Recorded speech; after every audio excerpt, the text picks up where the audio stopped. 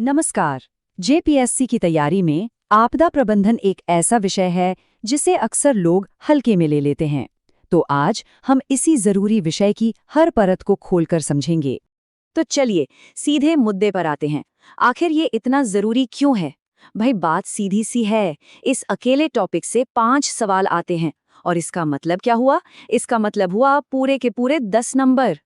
और हम सब जानते हैं कि जेपीएससी जैसी परीक्षा में जहां एक एक नंबर से रैंक बदल जाती है, ये 10 नंबर सिलेक्शन लिस्ट में नाम होने या न होने का फैसला कर सकते हैं। तो इस टॉपिक पर महारत हासिल करने के लिए हमने इस चर्चा को कुछ हिस्सों में बांटा है। हम जेपीएससी के क्वेश्चन पैटर्न को समझेंगे, फिर झारखंड के पूरे मैनेजमेंट फ्रेमवर्क को देखेंगे, कौन कौन सी बड़ी आपदाएं हैं उन पर बात करेंगे और फिर कुछ जरूरी फैक्ट्स और लेटेस्ट अपडेट्स पर भी नजर डालेंगे। और हाँ, आखिर में एक छोटा सा नॉलेज टेस्ट भी होगा, ये देखने के लिए कि हमें कितना याद रहा। देखिए, किसी भी परीक्षा में अच्छा स्कोर करने का सबसे अच्छा तरीका है परीक्षक की तरह सोचना।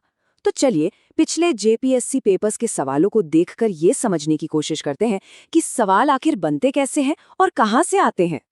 अच्छा, अब यहाँ बात सच में दिलचस्प हो जाती है। जरा इस पैटर्न को देखिए।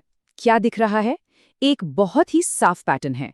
लगभग 40% सवाल 40% सिर्फ इंस्टीट्यूशंस की मैचिंग पर हैं। 35% सवाल है फैक्ट्स और भूगोल पर और बाकी 25% पॉलिसीज पर। मतलब हमें अपनी तैयारी की दिशा एकदम साफ साफ पता चल रही है ना? तो चलिए अब इस विषय की रीढ़ की हड्डी यानी इसके संस्थागत ढांचे को समझते हैं। ये वो हिस्सा है जहां से सबसे ज्यादा सवाल बनते हैं, इसलिए इस पर ध्यान देना बहुत जरूरी है। राज्य स्तर पर यह पूरा सिस्टम 3 मेन पिलर्स पर खड़ा है। सबसे ऊपर है जेएसटीएमए जो पॉलिसी बनाती है, फिर आती है एसईसी जो उन पॉलिसीज को लागू करवाती है, और जमीन पर एक्शन लेने के लिए है हमारी एसडीआरएफ टीम। इसमें सबसे ऊपर है जेएसडीएमए और इसकी गठन की तारीख 28 मई 2010। इस तारीख को दिमाग में बिठा लीजिए, ये परीक्षा के लिहाज से एक बहुत ही जरूरी फैक्ट है। अब इन दोनों के बीच का फर्क समझना बहुत जरूरी है। अगर हम जेएसडीएमए को एक कैबिनेट माने जो सारी रणनीति बनाती है, तो एसईसी एक तरह की ब्यूरोक्रेसी है जो चीफ सेक्रेटरी के लीडरशिप में उन प्लान्स को जमीन पर उतारने का काम करती है। और ये स्लाइड, सच कहूं तो ये सोने की खान है। ये जो टेबल है ना, जिसमें अलग अलग इंस्टीट्यूट्स को उनकी आपदा विशेषज्ञता से मिलाया गया है, ये जेपीएससी वालों का फेवरेट एरिया है। जैसे ये जानना कि खनन आपदाओं के लिए आईआईटी आईएसएम धनबाद ही नोडल एजेंसी है, ये एक ऐसा सवाल है जिसके आने की संभावना बहुत ज्यादा रहती है। ठीक है, तो हमने पूरा ढांचा तो समझ लिया। अब चलिए देखते हैं कि झारखंड की जमीनी हकीकत यानी यहाँ आने वाली असली आपदाओं पर यह ढांचा कैसे काम करता है। झारखंड के सामने कई तरह की चुनौतियां हैं, लेकिन ये 6: सूखा, वज्रपात, खनन दुर्घटनाएं, जंगल की आग, मानव हाथी संघर्ष और बाढ़, ये सबसे प्रमुख हैं और परीक्षा में इनसे जुड़े सवाल बार बार पूछे जाते हैं।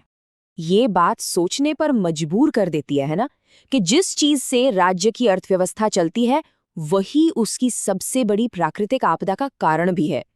जी हाँ, हम बात कर रहे हैं वज्रपात की, जो छोटा नागपुर पठार में मौजूद खनिजों की वजह से ज्यादा होता है। और इसी खतरनाक आपदा से निपटने के लिए एक बहुत जरूरी ऐप है दामिनी ऐप। इसका नाम और ये क्या काम करता है, यानी लगभग 30 से 45 मिनट पहले अलर्ट देना, ये दोनों ही बातें याद रखनी हैं।